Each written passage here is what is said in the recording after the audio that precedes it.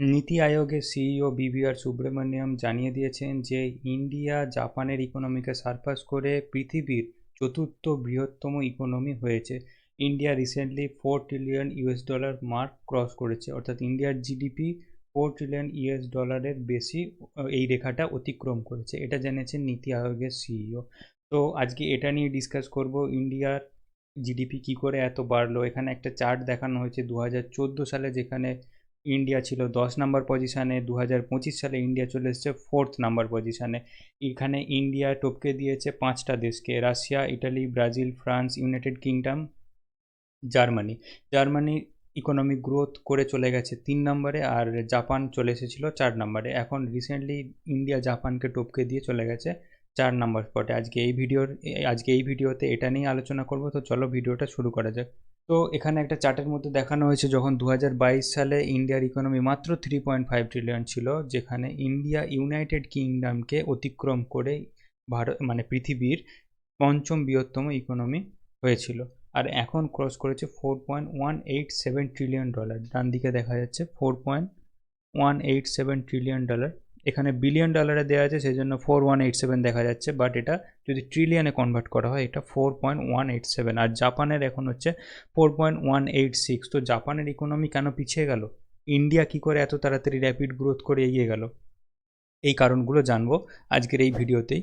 এখানে একটা সুন্দরভাবে গ্রাফ প্লট করে দেখা যাচ্ছে ইউএস, চায়না এবং জার্মানির পর এখন কিন্তু আছে ভারত। এবং এই জার্মানিকে টপকাতে হলে ভারতের লাগবে মিনিমাম 2.5 থেকে 3 ইয়ার্স।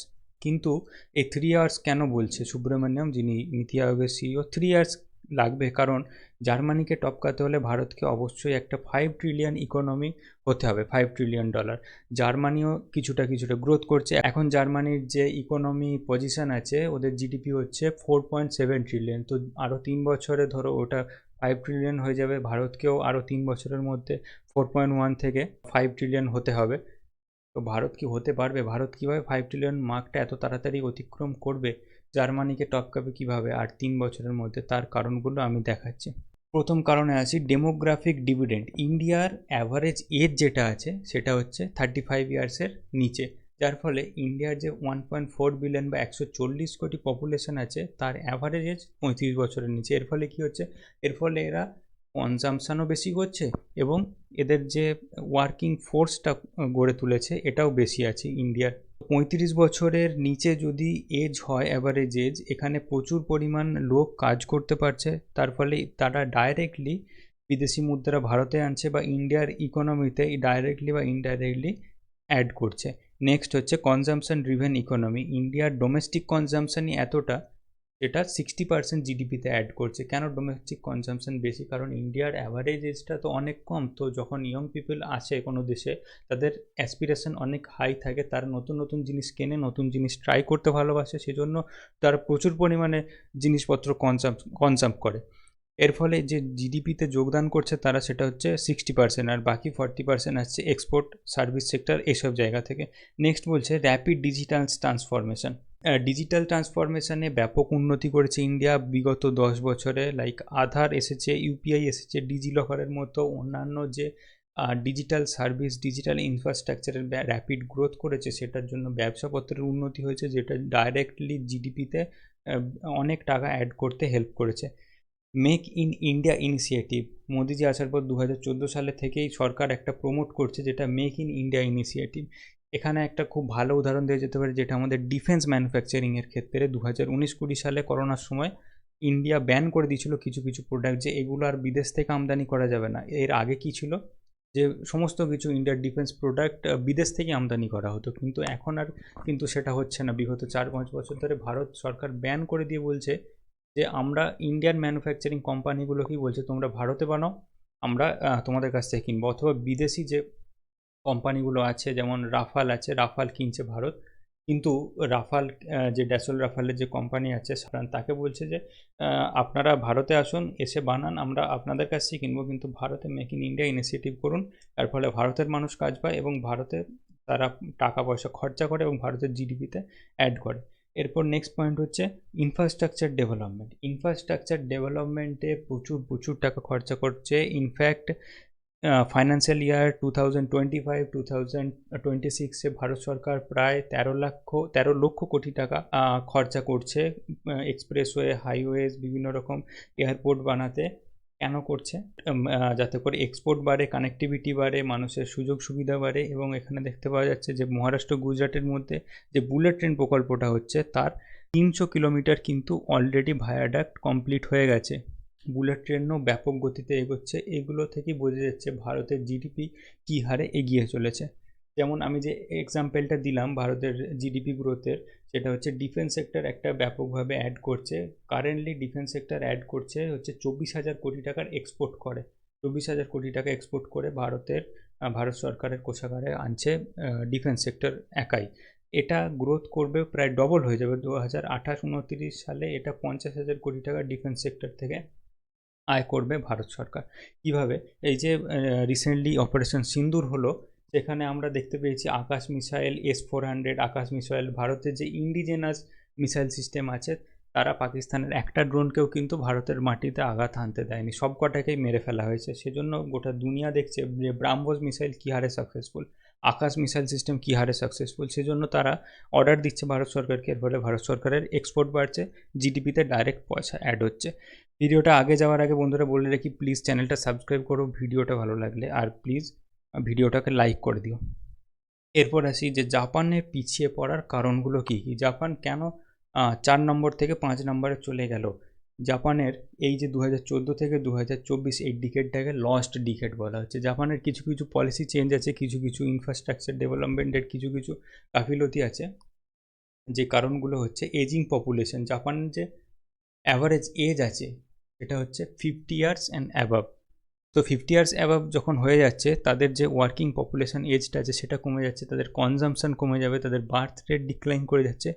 এইসবের কারণে তাদের জিডিপিতে যে টাকা অ্যাড হচ্ছে সেটা কমে যাচ্ছে। সাস্টেনিং ইনভেস্টমেন্ট, জাপানের যে ফাইন্যান্সিয়াল ক্যাপিটাল সার্ভিসমেন্টে যে ইনভেস্টমেন্ট আছে সেটা সাস্টেনেবল নেই গত 10 বছর ধরে, যার ফলে তাদের জিডিপিতে সেখান থেকে কোনো কিছু ইনকাম আসছে না, পয়সা অ্যাড করতে পারছে না। Next, decline in the working age population. আমি যেটা বললাম, অ্যাভারেজ এজ যখনই বেড়ে যাবে, ওয়ার্কিং এজ তারা কি আর কাজ করবে না। 60 বছর 50 বছর হলে তারা রিটায়ারমেন্ট নিয়ে নিচ্ছে, যার ফলে তাদের কাজের লোক কমে যাচ্ছে, যার ফলে তাদের জিডিপিতে তারা সেইভাবে অ্যাড করতে পারছে না।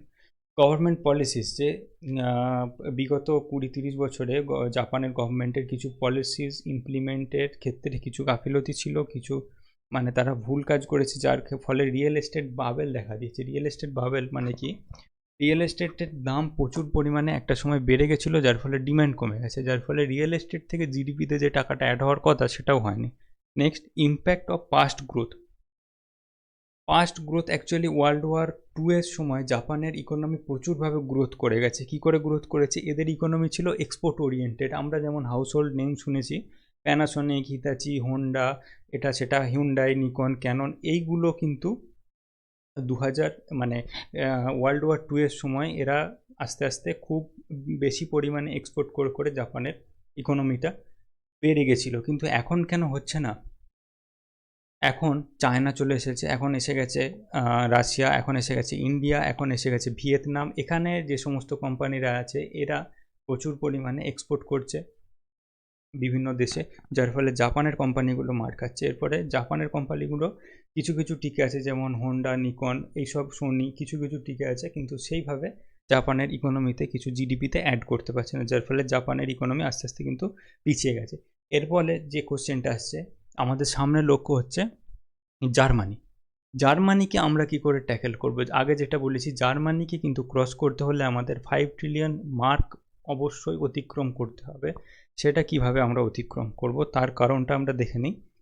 ইন্ডিয়া কিন্তু প্রচুর পরিমাণে বিশ্বের বিভিন্ন দেশের সাথে পলিসি ইমপ্লিমেন্ট করছে ফ্রি ট্রেড অ্যাগ্রিমেন্টের জন্য। যেমন রিসেন্টলি ইউকের প্রাইম মিনিস্টার এখানে দেখা যাচ্ছে এবং মোদিজি একসাথে হাত মেলাচ্ছেন। Historic free trade deal crack করেছে ভারত, যার ফলে ইন্ডিয়ার কিছু প্রোডাক্ট আমরা ব্রিটেনে সেল করতে পারবো উইদাউট এনি চার্জেস। এটা হচ্ছে ফ্রি ট্রেড এগ্রিমেন্ট। কিছু বছর আগে অস্ট্রেলিয়ার সাথেও free trade agreement already sign করেছে ভারত, যার ফলে এই যে আমরা বিজনেস বেশি বেশি করতে পারবো অস্ট্রেলিয়া, ইউকেতে এবং অন্যান্য দেশে, যার ফলে আমাদের ডাইরেক্টলি জিডিপিতে এফেক্ট পড়বে, পজিটিভ গ্রোথ এফেক্ট পড়বে। জার্মানি কেন পিছিয়ে পড়বে, ওয়ার্ল্ড ব্যাংকের ডেটাটা দেখায় বিগত 1990-2000 এই গত 30-40 বছর ধরে জার্মানির গ্রোথ খুবই স্ট্যাগনেন্ট, ম্যাক্স টু ম্যাক্স 2.5%, কি ম্যাক্স টু ম্যাক্স 3%, 4% এরকম এদের গ্রোথ, যেখানে ইন্ডিয়ার গ্রোথ অ্যাভারেজ গ্রোথ 6.5 থেকে 7, কখনো কখনো 8% অবধি দেখা গেছে। তো মোটামুটি বলতে গেলে ইন্ডিয়ার একটা গ্রোথ হচ্ছে 6.5 to 7%, জার্মানির একটা অ্যাভারেজ গ্রোথ হচ্ছে 1.5 to 2%। তো এখানে তোমরা দেখতে পাচ্ছ জার্মানির গ্রোথটা কতটা স্লো কম্পেয়ার টু ইন্ডিয়া, যার ফলে ইন্ডিয়া আগামী 3 বছরই 4.1 থেকে 5 ট্রিলিয়নে চলে যাবে, জার্মানি এখন 4.7 থেকে 5-এ যাবে আগামী 3 বছরে। যার ফলে আগামী 3 বছরের মধ্যে কিন্তু ইন্ডিয়া জার্মানিকে ইজিলি ওভারটেক করে নেবে। আসলে জার্মানির এত স্লো গ্রোথ কেন, এটাও একটু বলে রাখি। জার্মানি যখন ইউরোপ মানে ব্রিটিশ সরকার ভারতে এসে লুটপাট চালাতো, তখন এখানে ইউরোপে ইন্ডাস্ট্রিয়াল ডেভেলপমেন্ট হয়েছে 1800 শতাব্দীর আশেপাশে।